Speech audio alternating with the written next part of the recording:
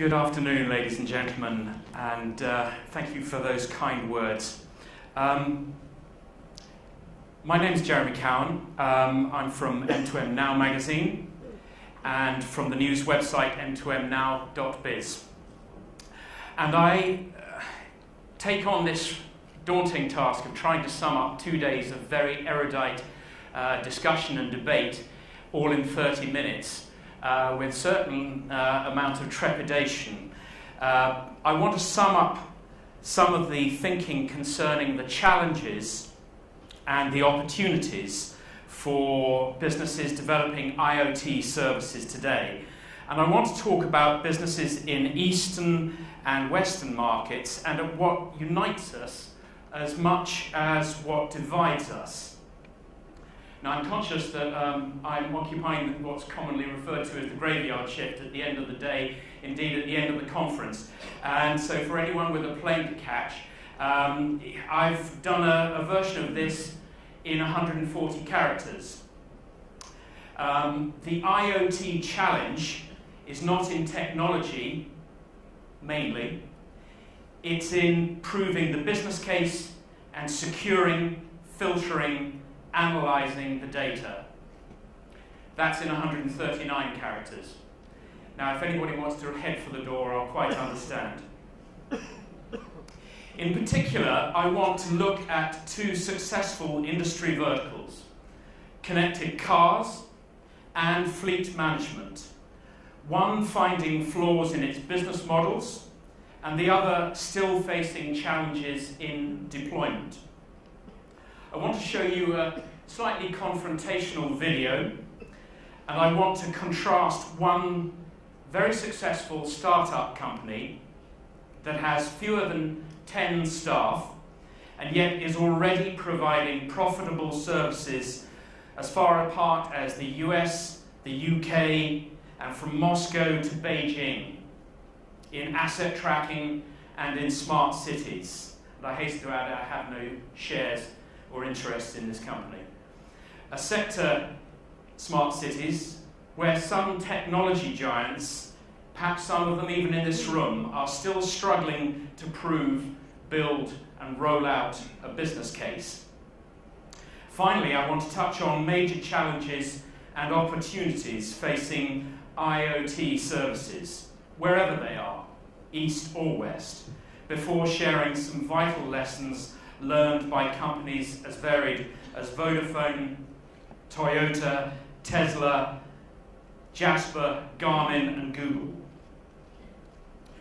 Now, when I first discussed this topic with the organisers, I'll confess it did seem quite straightforward. How wrong can you be?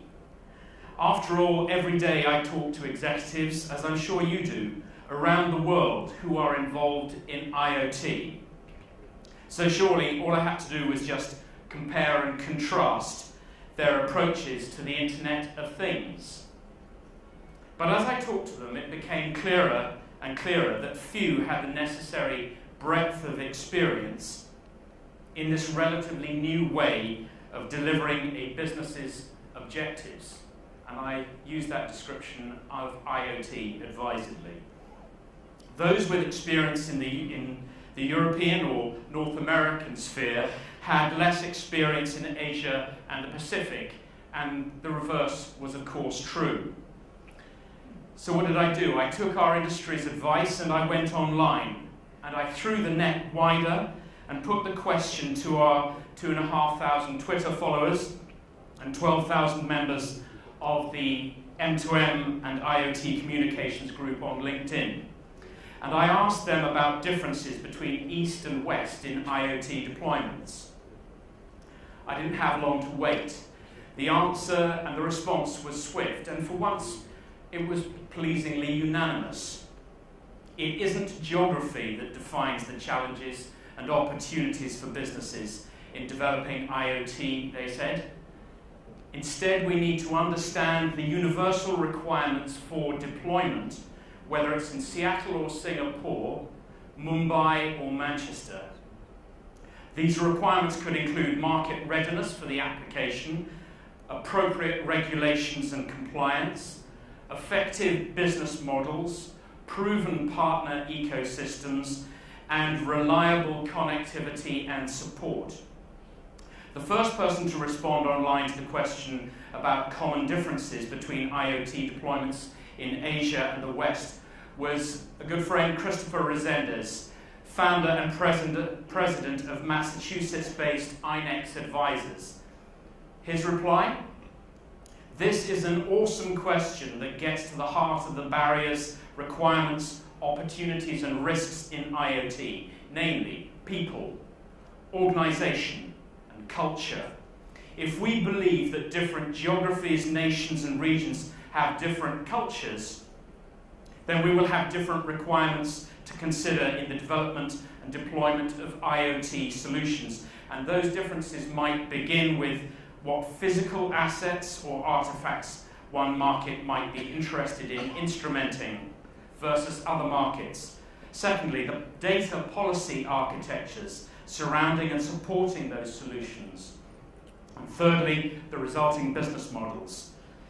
And I quote, "Based on the work that we are doing," said Resendez, "and the conversations that we are having with developers and deployers from nearly every stakeholder group across continents, we think that it will be individuals and organizations that will shape what gets instrumented, how, when, and why.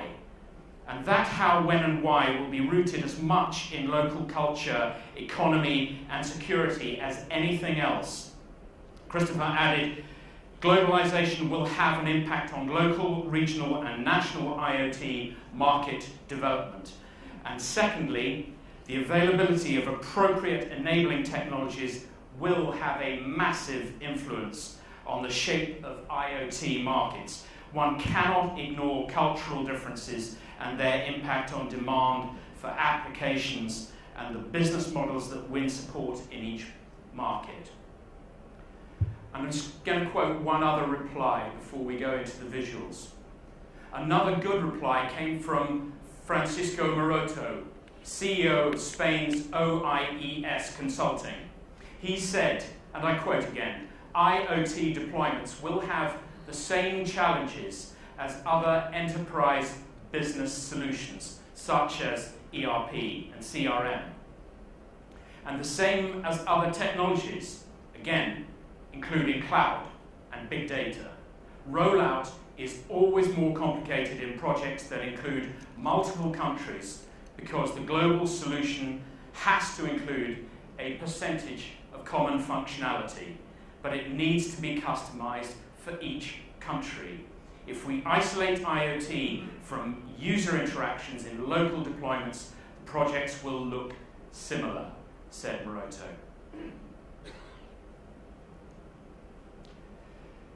Now, there are several definitions of M2M, and for many of us, M2M is working every day. I personally don't get too hung up about the definitions of M2M or IoT. For me, today's IoT will be tomorrow's IoE or Internet of People or something else again. We are in transition. There are multiple definitions, and here is one. And here is one about which the man in question takes very strident views. Could you roll the VT, please? I recently said that M2M is dead, and there are good reasons for that.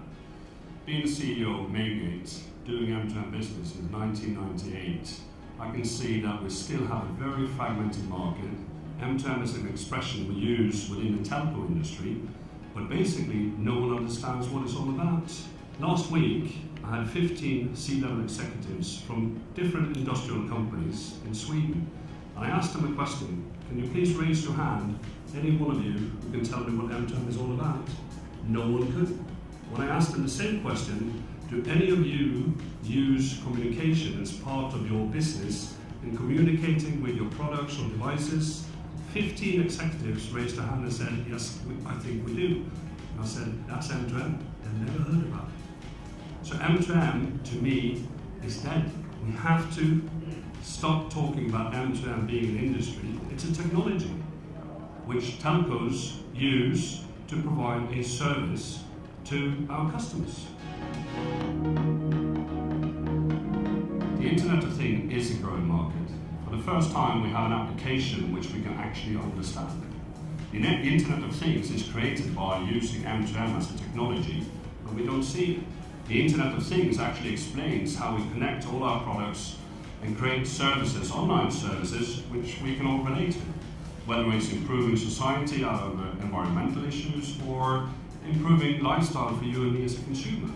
So I think Internet of Things is here to stay.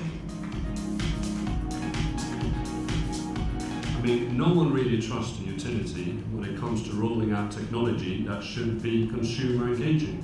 I think it needs something else. We need very clear incentives for the consumers where they really understand that the smart meter will help them not only in their daily life but also in their way of living, giving them a comfortable home, giving them understanding what kind of usage they have, and also saving money. Saving money maybe is not the most important thing, but we have to give them these incentives. Utilities, well, as a consumer myself, I don't really think they can convince me that I should have a smart meter from them. Actually, I don't trust them.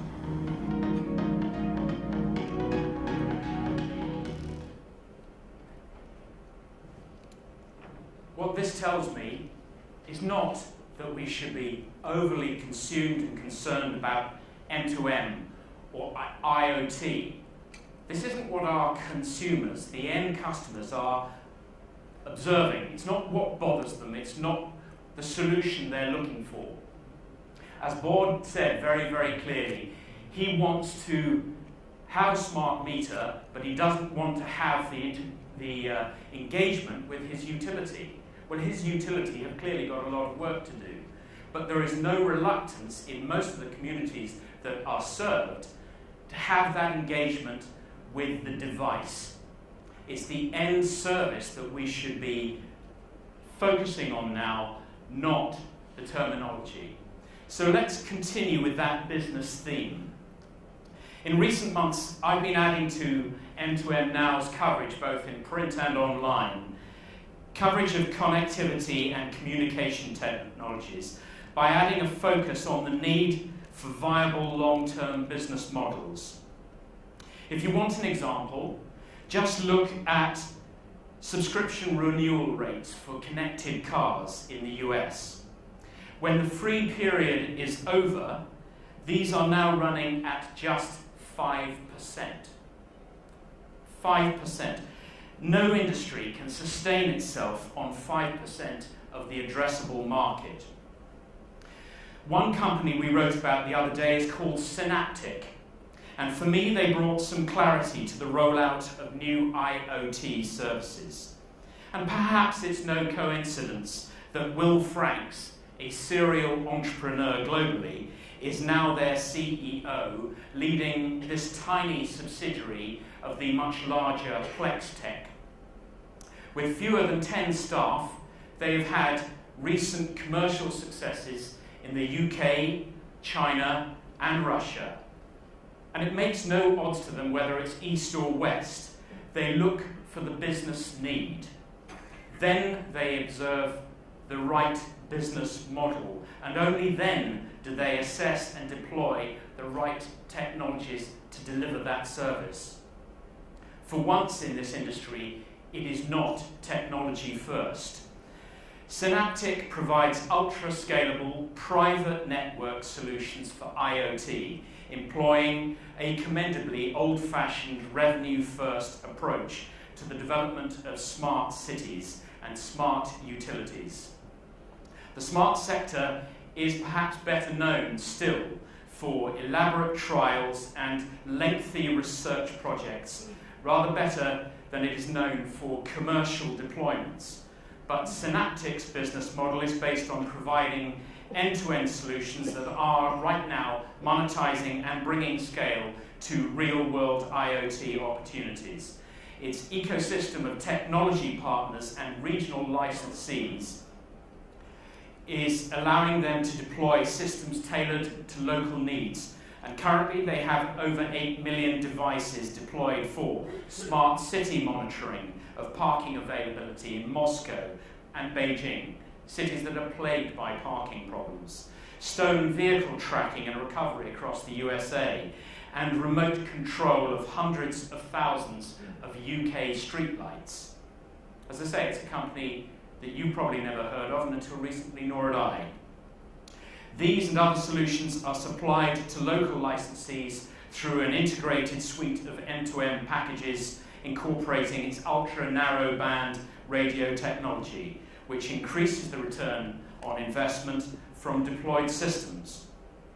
Now, as I talk to executives around the world, it becomes clearer and clearer to me that successful IoT for consumer users is partly about enhancing industrial M2M connectivity, but it's also about integrating solutions, that is, flexible solutions that can be scaled to meet customers' evolving needs.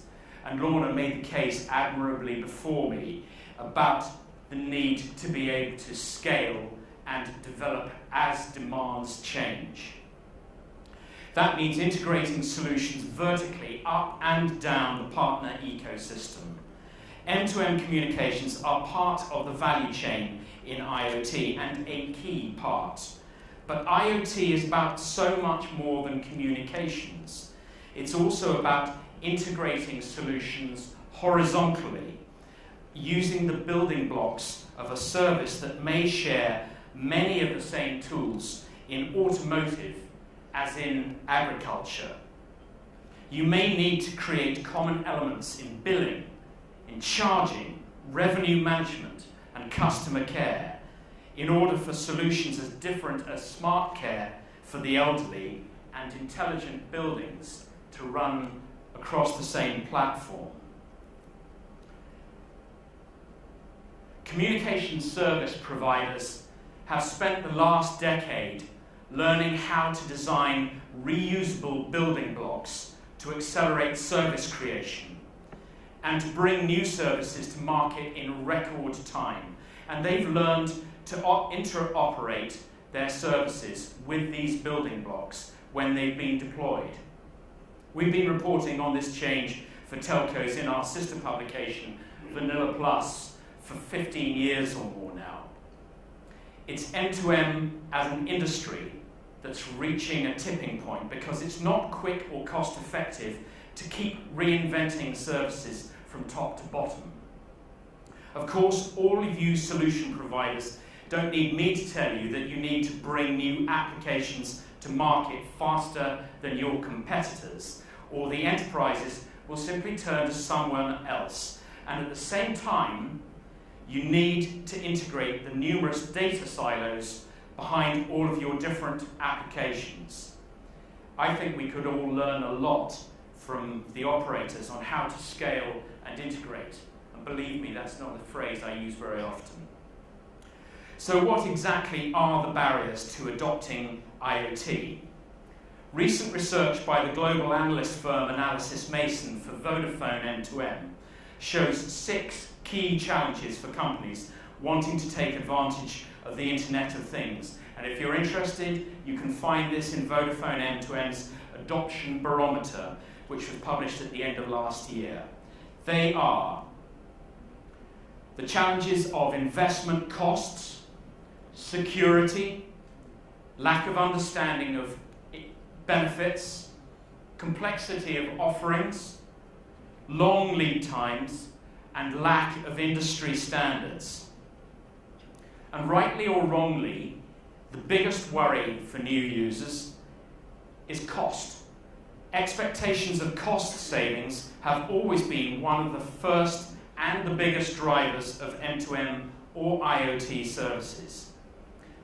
If you turn that the other way around, the costs of M2M implementation, when viewed against the benefit, are one of the biggest barriers to adoption. So this data from Vodafone and Analysys Mason suggests that as the costs of connectivity, services and hardware fall, the decision to implement an M2M strategy just becomes easier. But the thing to notice here is that not one of the pioneers who made up roughly a third of the 327 companies surveyed for Vodafone. Not one of them said that cost was the main driver. It's much more of a concern for those who follow behind the pioneering companies. In the early stages of project development, businesses have three main concerns: cost relative to the benefits to be had, security, and what M2M or IoT can do for them. I think this is pretty understandable. But as projects progress, adopters find a broader set of barriers facing them, including industry standards, implementation timescales, and the complexity of the supplier marketplace. And to the outsider, the Internet of Things can seem a pretty scary place. Today it can still take, as you know, 6 or more technology companies and communications providers to create and implement a single enterprise's IoT solution. Obviously, this places a huge burden of time, expense, risk, and management on the enterprise customer.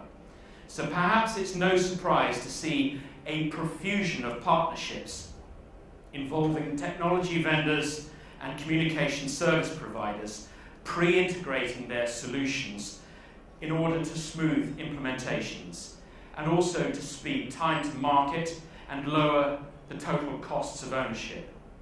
But it's not just partnerships. Who's made the headlines lately? This search for simplicity, reduced overheads, and a better bottom line is behind the massive number of mergers and acquisitions we have reported lately in M2M Now magazine and on our website. In fact, I'm pleased to say we've been correctly predicting that this trend for more M&As would grow since late 2012. What about the opportunities then? Let's not be too pessimistic about it. This isn't all about challenges. Well, I recently interviewed Jahangir Mohammed, who is CEO of Jasper, as many of you will know. Founded in 2005, Jasper pretty much pioneered the cloud concept for managing connected devices. Today, thousands of enterprises use the Jasper platform to connect their devices all over the world. And I asked him what the key developments have been in M2M and IoT in the past year. His reply: the connected car has pushed the systems, processes, and business models in the IoT space to the bleeding edge and defined how companies can benefit consumers up and down the line. He told me both Audi and General Motors are launching this year with LTE in every vehicle in North America. For Audi, it's specifically for the A3 model, and GM has committed to it for all of their models, all of them worldwide. What you're going to see, added Mr. Mohammed, is a tremendous amount of operational management and scale, of split billing and split rating business models taking hold. Soon you'll start to see more embracing of global SIM technologies, particularly SIMs that can be reprogrammed over the air, or the EUICC model that has been standardized and promoted by the GSMA. Jahangir of Jasper also pointed to Toyota's recent recall of no less than 1.9 million Prius vehicles worldwide. And since I wrote this a few days ago, I note that Toyota have subsequently recalled another several 100,000 vehicles. With customers now having to make time to bring their cars into a service centre, this is bringing vast cost to Toyota and great inconvenience to their customer base. Jasper's CEO therefore contrasted this with Tesla Motors and their Model S. Tesla provides software updates over the air whenever one is available, and the customer doesn't have to do anything. At the last count, I understood that updates were being received by Tesla Model S owners at the rate of 1 every 8 weeks. But they don't bother. It happens in the background. They have to do nothing. They certainly don't have to drive their car down to a dealership. Clearly, cutting service costs is uppermost right now in Toyota's mind, and why wouldn't it be? But for Tesla, the Internet of Things is all about offering a new kind of service enhancement that only IoT makes possible. So is this one of the factors that have brought us to this tipping point? At first, the key motivation behind IoT was said to be reducing service costs, and for others it was enabling smaller companies to compete with larger rivals. Taking it to the next level, in the case of Tesla, the Internet of Things is allowing a nimble, but still relatively small company to offer an entirely new and hitherto untested level of service. It's saving the end customer time and money, while cutting costs and enhancing Tesla's customer service reputation. The recall's reputation damage to Toyota is almost incalculable, and it contrasts with the reputational benefit for Tesla, who upgrade their cars without ever seeing them. Now, who noticed another turning point during the last year when Google acquired Nest for no less than $3.2 billion US dollars? I'll repeat that, $3.2 billion. That figure has really opened people's eyes to the value that the broader IoT can bring to businesses worldwide. And what is that business? Well, Nest provides a thermostat, as many of you will already know, as well as a smoke alarm that are Wi-Fi connected. So in effect, the humble thermostat has become for Nest and its consumers, mainly in North America so far, an Android-connected climate control system. That's an incredibly powerful service for one little device hanging on the wall at home. Larger vendors and IoT service providers are enhancing their existing solutions by acquiring applications and platforms that provide the necessary vertical and now horizontal integration. And I think we should expect to see it improving solutions in the connected vehicle market, in home automation, in industrial M2M, smart utilities and metering, and in security-related applications too. All of which brings us to managing this torrent of data. It doesn't matter whether you call it the Internet of Things, the Internet of Everything, M2M 2.0, or the Industrial Internet 4.0. An understanding of IoT today involves deploying skills and solutions that were frankly unnecessary. They were underdeveloped or perhaps even totally unknown in the early days of M2M. Applications have moved on from the connection of hundreds of sensors in manufacturing, agriculture, fleet monitoring, and workforce management. And today, a single application can involve tens of thousands of sensors sending data for a variety of uses. So IoT is continuously evolving, and as an industry, we need to show flexibility. Let me give you an example. Imagine you're a courier company executive running a fleet of delivery vans. What's the first thing you want to know about your trucks? Well, of course, where are they? If you need to add an extra collection and delivery point, there's no point in diverting one at random. You obviously look for the nearest available van to the collection point. So you've collected data from a GPS module and you set the vehicle's location to a server. This places the van on a map and you see the picture on your screen showing where all the trucks are. Then an engineer comes to you, as engineers do, and says, I need to know how fast it's going at any time. Can the service dashboard show that in real time and send me a report of any exceptions to the rule, i.e. if the driver's speeding or if he's parked up for 3 hours to take a long lunch break. Oh, and by the way, says the engineer, we need to know when he's reached his safe working limit. And of course, that's got to be shown in real time. It's got to be able to keep him safe. It's a lot less useful finding out 30 days after he's had an accident through exhaustion. You need a system that prevents accidents, not just one that tells you where to send the flowers. Well, I mentioned prevention. It's a pretty key word in IoT. Preventive action is mission critical in vehicle maintenance. It's crucial in meeting service level agreements for customer retention and upselling.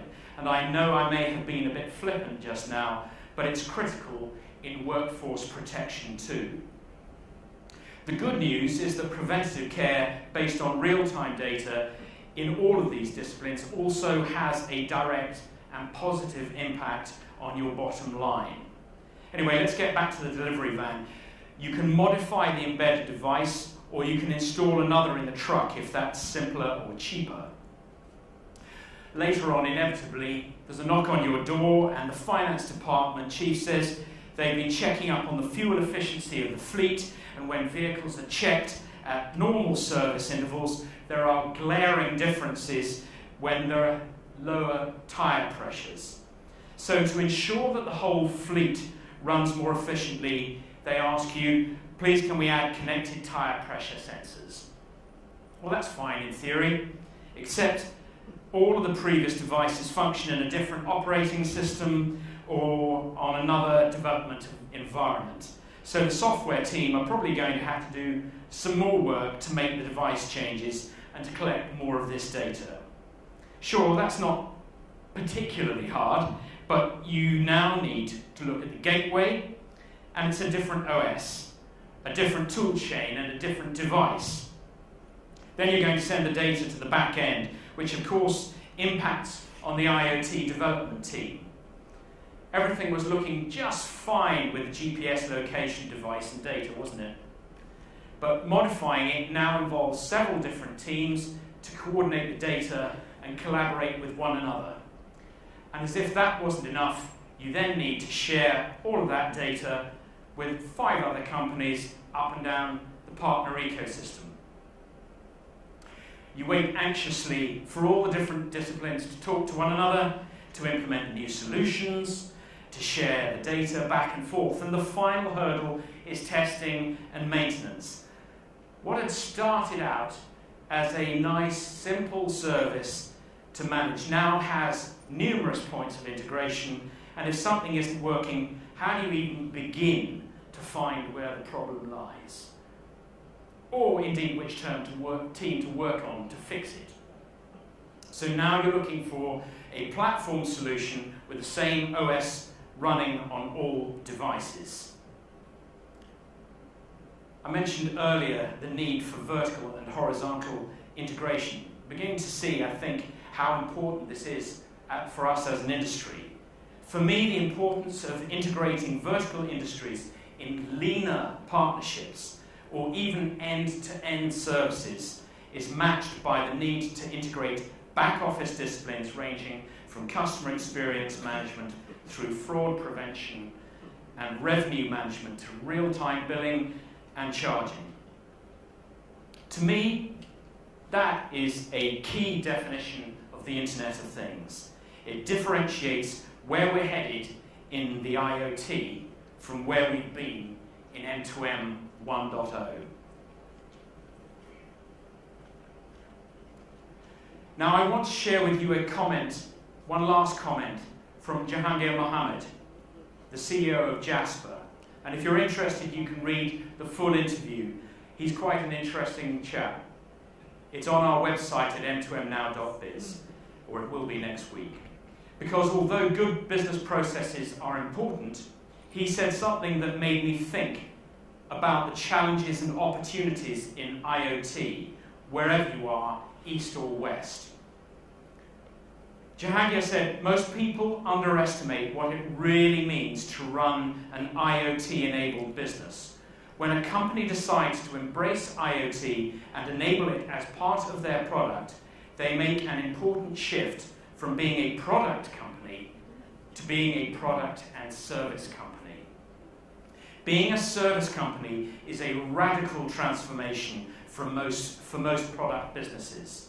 Service really means thinking about providing a real-time service to your customers via this connected or enabled device. And he gave a good example. He said it could be Garmin, a product company, building sat-nav devices and putting them into the distribution channel. The sat-nav is bought by a consumer walking out of a consumer electronics store. He told me, if you're that consumer walking out with a connected device, Jeremy, suddenly Garmin has to know that Jeremy is now a subscriber of Garmin services. Jeremy has an expectation of getting real-time weather, Google searches, and real-time traffic on that sat-nav unit. When Jeremy doesn't get his weather report on his device, he picks up the phone, he calls Garmin, and he asks Garmin to figure out how to resolve those issues to be able to deliver that real-time content. Jahangir said at the end of that trial period, Garmin has to get you, Jeremy, to resubscribe and to bill for that and provision all of those services. That's a service business. And that is what challenges most organizations in IoT. So the challenge facing many organizations, as I say, isn't about hardware components. The challenge is the delivery of service and about monetizing that service business model. That's the difference between success and failure for most of these deployments. My wife says that I always have to have the last word, but I'm going to try to prove her wrong for once. I want to give the last word to Grant Notman, a UK-based consultant in M2M and IoT. He came back to me on LinkedIn when I discussed the differences between East and West. And he said to me, I haven't found too many differences from East and to West based on the same application in both areas. For example, medical monitoring has the same driver wherever, i.e. keeping the patient alive. And apart from frequency differences, the solution is the same. In fact, monitoring or sensor applications seem fairly standard, as the need is the same everywhere you are, and the solution, with small local variants for power, frequency, or language, is also the same. This can be true for environmental monitors and sensors, water monitors or sensors, pipelines and gauges. Where I have seen a difference, said Notman, is in the uniformity of the solution that is provided based on a given application and the amount of existing infrastructure that can be used. But this can be good or bad in either East or West. My experience so far, says Grant Notman, has suggested that if the business case is good, it doesn't matter where you are, it's still good. Notman added one last thing. It will be interesting to see if the business cases for some of the more adventurous ideas in IoT are as good as the hype suggests. If they are, then I see no reason why they also won't work everywhere. Ladies and gentlemen, thank you very much for listening.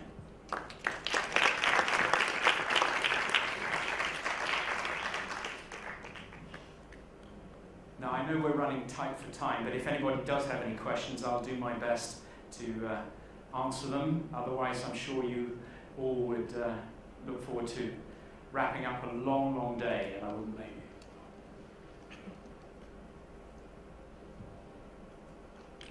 you. Without further ado, I will hand over to our chairman.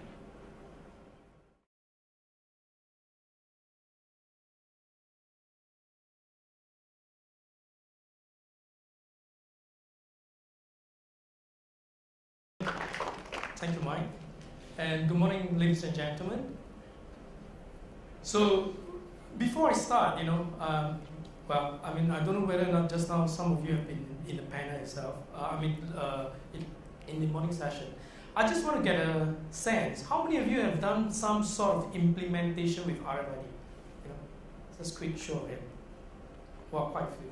So then, this particular presentation, I'm going to go slightly deep into why you may have done it here. The same solution we will bring it elsewhere in the world. It may not necessarily work. And if it doesn't work, how could the world rely on what we call a common platform of passive RFID? Now, I'm going to focus largely on the Internet of Things in logistics. So pardon me, IoT is huge. It's a big spectrum. And I'm going to tailor it specifically into the capabilities when it comes to tracking items.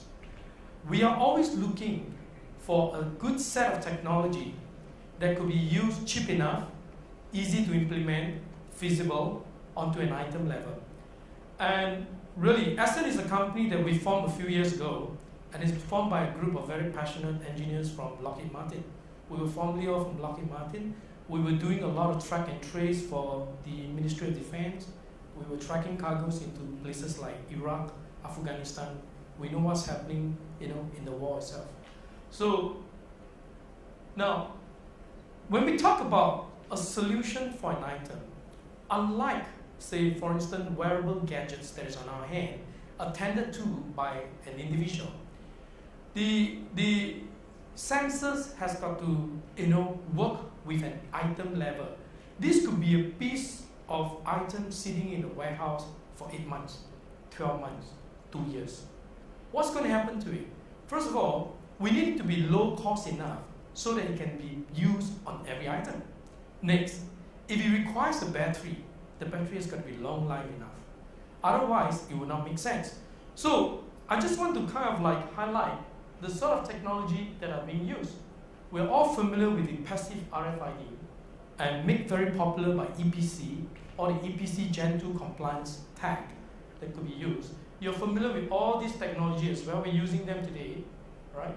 And also sensors, right? And unfortunately, if you're really going to get environmental sensing, like if you need to sense an item, if it is in light, if it has been shaken, if it has moved, if for temperature, humidity, shock sensing, we will need some form, of a PCB gadget that requires a microcontroller, that requires a battery, and at the right price point, and also that the battery will last long enough for it. So this put in context of the sort of technology that we use to track items. But let's take a look at where we are. The Internet of Things for Things actually started a long time back in 1990, as some of the speakers have alluded to. And I like to borrow a quote from Mark Roberti, who is the RFID CEO and founder of RFID Journal. He said that while RFID had penetrated in every single industry, it has yet to penetrate deep enough that it is already of a scale envisioned a decade back. And this statement cannot be more true. All right? Let's take Walmart as an example. Right? Grace asked that question earlier on about what happened to Walmart. Walmart started the whole RFID initiative in 2003.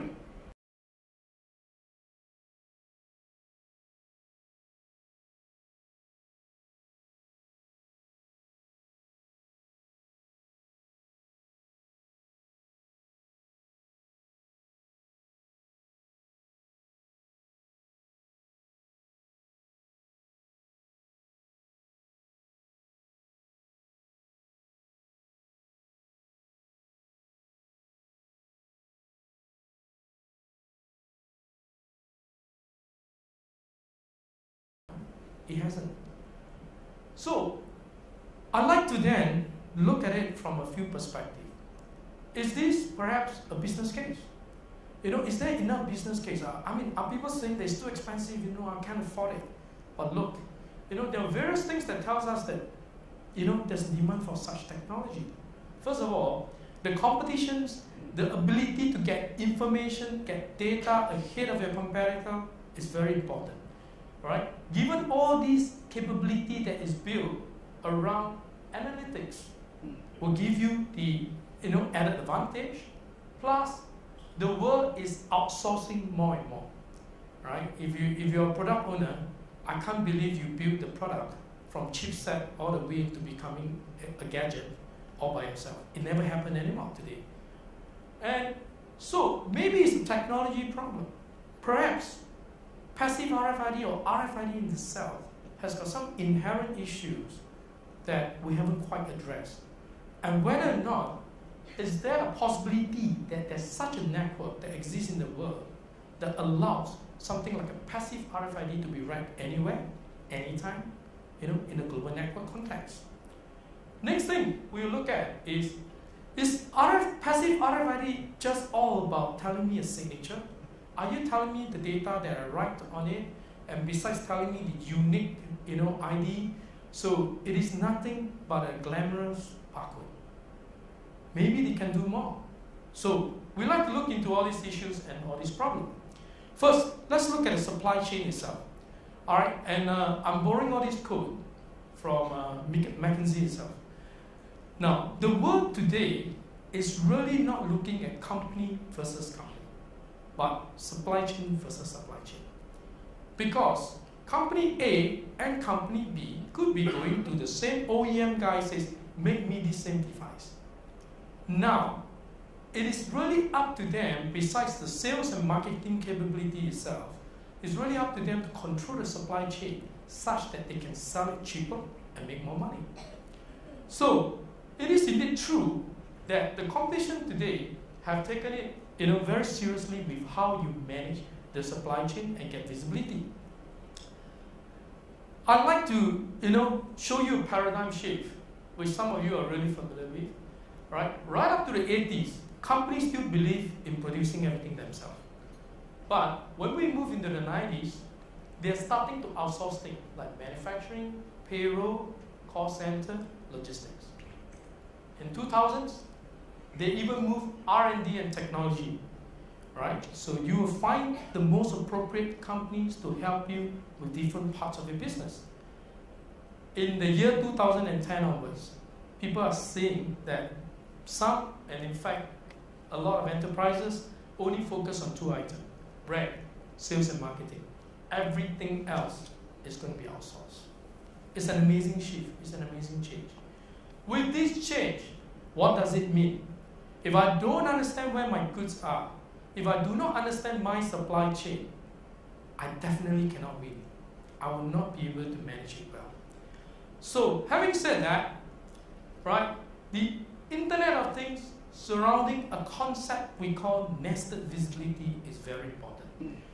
It talks about if I have an item going into a carton into a pallet then running into a conveyance like a container and going around the world, you want to know at each particular juncture of its supply chain route itself, where are my cargo, where is everything, and what is the state of the cargo itself.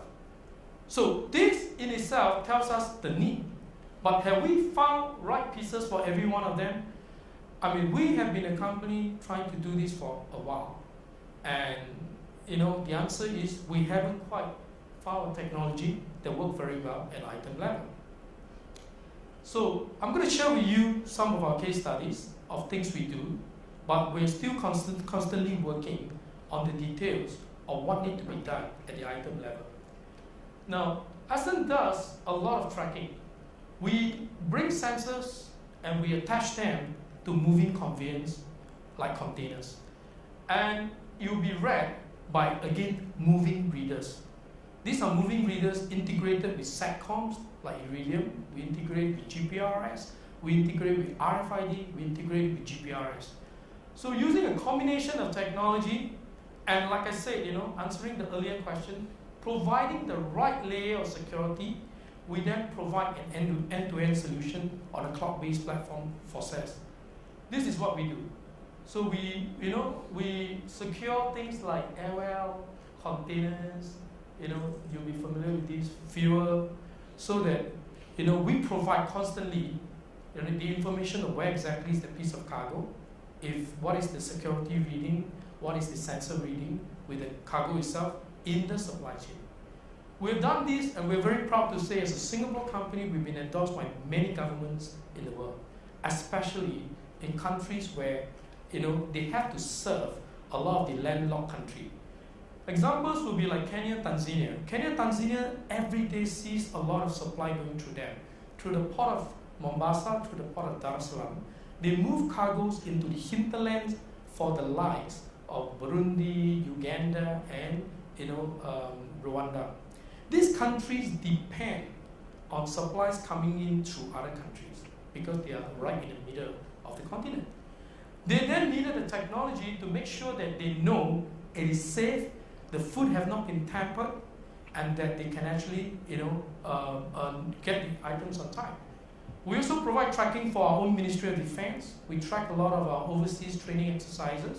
So all the guns, artilleries, all our live ammunitions are tracked by us because they go on commercial carriers, right? And also items like this. These are some of our tracking. I'll go real quick. You can see that we provide this, and there's there's actually a monitoring center, a NOC itself, that provides all the key information reading. So the IoT is real, it's happening, and it's happening a lot in the third world country. You'll be surprised that there was a case that if one of the customers did not use our technology, they lost 2 containers of coffee bean. These are 20-footer containers of coffee bean. That 2 containers of coffee bean is worth US 1.5 million. We were shocked. We said, we didn't know coffee cost so much. So now we know. And the worst thing is, the coffee growers themselves said, there's no way to replace those top grade coffee grains from anywhere. No way. Because which means that their supplier, the customers is not going to get it for quite a while. Now, we also recovered lost car, vehicles. We're in public news, all the time because we recovered a lot of things. We even recovered full truckload, full BLC load of petrol, fuel, so on and so forth. Coming back, having done so much implementation in the last couple of years, right? Why is it that at item level we're still facing issues and problems? Now, another good indicator that tells us that the market is really looking for a solution is that what we project that RFID will have a net market cap of about US 8 billion. There is yet to be a company that we know of that is more than $1 billion that is in the RFID space. There are a lot of small. Some of them are just chip makers. Some of them are just inlay makers, manufacturers. But there isn't a solution that is worth, more than 1 billion. So what could be the problem then? Now, when we start to dissect into the passive RFID market, we realize that, attack, still up until now, today, has got a lot of time a challenge with communications. You do not get very good read rate of a passive RFID tag. It may read well in the context of how you design, and let's say in a shop, in a retail center, you use it, and in bookstore, when you walk right through the 2 gantry, it beeps. It works well. You try and take the same book, try and bring it to the US, try and walk through the same sort of RFID readers, it will not be. Why? A lot of time, RFID is very much, so-called, exposed to external or near matter situation. Whenever there's external challenges, RFID do not read well. Next thing, I'm not trying to get too deep into the technical aspect of it. In order for an RFID tag and readers to read each other, 2 things need to happen correctly. 1, the impedance set onto a chipset and the impedance that is set onto an antenna need to match. But the unfortunate fact is antennas are always going to be affected by external factor. So when you design an RFID tag at item level, you put it in an aircon room, you try and do a reading, versus when it is in room temperature, versus when you try and put it onto your own skin, all right? Or put it onto a metal casing, they will all produce different results. With so much problem, how can RFID be used then, right? So the next thing is that I just give you another example. This is an example that came from a tag maker, right? So he's saying that when I use a reader at the range of 950 to 959, I only read 15 cm. But when I tune the reader to read it at 918 to 922, I get 2 meters. Think of 2 meters versus 15 cm. And it's about tweaking it. So, which means that for RFID to work well, a lot of effort must be put into the implementation. It is a huge effort. We have to make sure that everything is tuned right for a particular application and usage. Next thing, this will sound very familiar to quite a few people. If I apply an RFID tag onto a metal surface, over time, the RFID tag is going to have a standoff. What do I mean by a standoff? It is going to pop up from the surface a little bit. Just a 5 millimeter pop up. You are going to now detune it by as much as 5 to 7 dB. That means your read efficiency will reduce by 75 to 80%. If I used to read a meter, all of a sudden I'm reading 20 cm. That's as bad as that. And the world today operates on different frequency. If the audience doesn't, if you are not aware of this, this is a true fact. Singapore operates on the frequency band of between 920 to 925 and 866 to 869. It's pretty narrow, right, in that two range. US operate a different frequency. Europe operate a different frequency.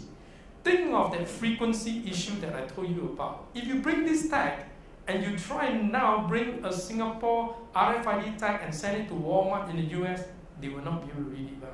I read it in Singapore, I don't read it in Walmart itself.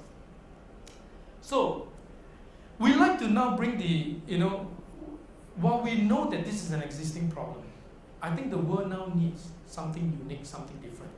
What if the chip itself knows how to, instead of setting an impedance to it, knows how to say, hey, I'm reading different frequency band, therefore I tune my own impedance. Next thing, that I could tune my own impedance, is there a way that I could even allow further application to go on it? Now, we actually work with a company called RF Micron, and the reason why I'm in the States itself is because we were looking to produce a tag called pasta.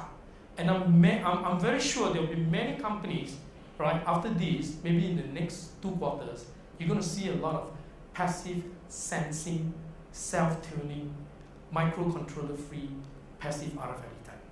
It is a very interesting concept. What do I mean by that? You imagine this, that the tag today allow external materials to be put on top of the antenna. By doing so, it will now help you even sense external factor besides the self-tuning part to adapt to the antenna readability. It can sense for humidity, pressure, wet or dry, right? Proximity and temperature. Now, what does that opens up for us then? Huge. The opportunity is now very huge. Some of you may have read about a recent announcement about a professor doing printed circuit onto diapers. The tag that I'm just talking about, that tag only reads 10-15 cm, right? And whereas, right, we are looking at making diaper tags that will read meters, right? And these diaper tags will tell if an elderly wears it and the elderly is sleeping, you don't have to wake the elderly up. You will be able to do a scan and it will tell you, yes, it's wet, it's not so wet, or it's really wet, please do a change immediately. So the possibility then goes way beyond. You could use it now to monitor for food safety, air safety, because we could put different materials on it, right, coated onto the tag. And because we have a 10-bit resolution, we can then interpret, what the external materials is sensing, right? So various things. And I will just cite you some example of the immediate, areas that we'll be using it for. The pulp and paper industry, for the longest time, been trying to look for a very good tracking technology, plus embedded into the bale. If you can tell me if this particular paper bale is wet on the inside, if moisture has gotten in there, it will create a lot of good for them. Right? Now, I just want to stretch your imagination a bit on my last slide as I'm running out of time. Right? So this is how the tag look like. Then we embed materials above it. This material is going to now change impedance such that it can be used to interpret data. We just use 4 passive RFID tags, sandwiched between a wooden board and a glass. When you stand above this, by taking the readings from the 4 passive sensors, I know your weight.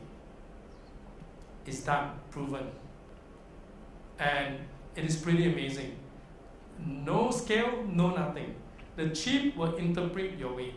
Next thing, we then embedded the same chipset, right? The same sort of design onto tires. I could now use an RFID reader and I can read off the tire pressure. And this could be one of your cheapest TPMS because it doesn't cost much. It's in low dollars. Right? So with that, thank you very much, and we're definitely looking forward to more sensors for more things and a very connected IoT. Thank you very much. Thank you, CK.